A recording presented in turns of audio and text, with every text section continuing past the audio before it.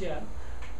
The position that I'm applying for is speech communication instructor at Clover Bar Technical College.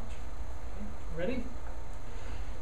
In the academic world, we're used to thinking of two kinds of domains. We think of the sort of hard domains and the softer domains. The hard domains would be things like chemistry, mathematics, accounting, physics, where you're dealing with a lot of formulas and numbers and things that you can say are correct or incorrect with a lot of definitiveness. Then in the soft domain you have the humanities and areas that deal with human beings.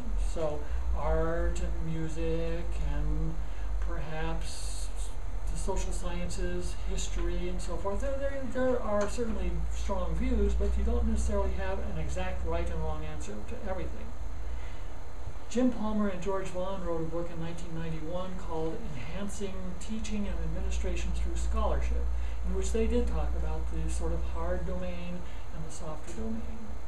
You're hiring someone to be a communication instructor here at Clover Park. You may assume that this falls into the soft domain. I'm going to demonstrate to you, however, in the next few minutes that really there are some very definitive, certain things that you're looking for in this position which I possess. Those three things are quantity, quality, and personality. Let me talk first about quantity. I do have a strong background already in assessing students' speeches and speeches by people in corporations and in the community. In fact, I have observed and assessed nearly 11,500 speeches by these people in the past 7 or 8 years. I've made more than 30 conference presentations to professional groups throughout the country and also in Mexico and in Canada on topics dealing with education, technology, international issues, human relations, and of course speech communication. I've edited 2 books, actually 3 now, come to think of it, and I've written more than 30 professional publications that have appeared in publications such as the Journal of the American Association of Community Colleges and a number of other publications. I hosted 55 episodes of an international intercultural television program broadcast on a CBS affiliate, KLEW-TV in Lewiston, Idaho, to a viewership in Washington, Idaho, and Oregon, which spanned 180,000 people. I'm sure they weren't all watching my show, but I did host 55 of those episodes. I've written more than 50 monthly articles in the Wenatchee Business Journal, the Everett Business Journal, and the Lewiston Morning Tribune dealing with business communication.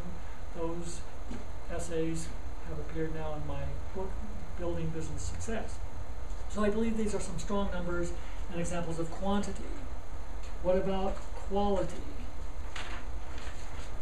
I've lived in a number of different countries besides the United States, which has enabled me to learn 4 languages other than English, to the point that at the time I was able to either work or study using those languages.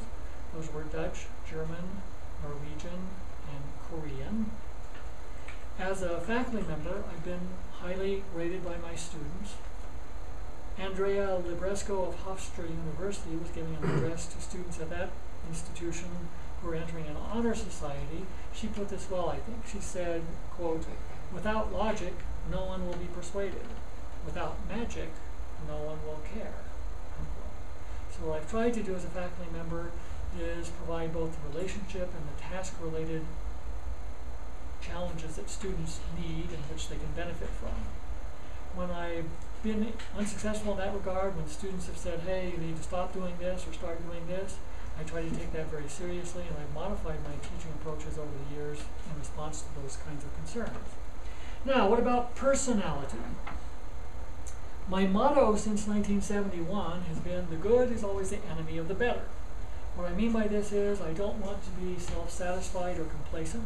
When I achieve something important, I feel I've accomplished something worthwhile.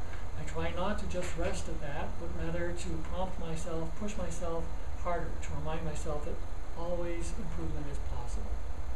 I tend to have a very positive and optimistic outlook on life. I tend to judge people in the most favorable way, including students, so that If something disappoints me, I will be surprised.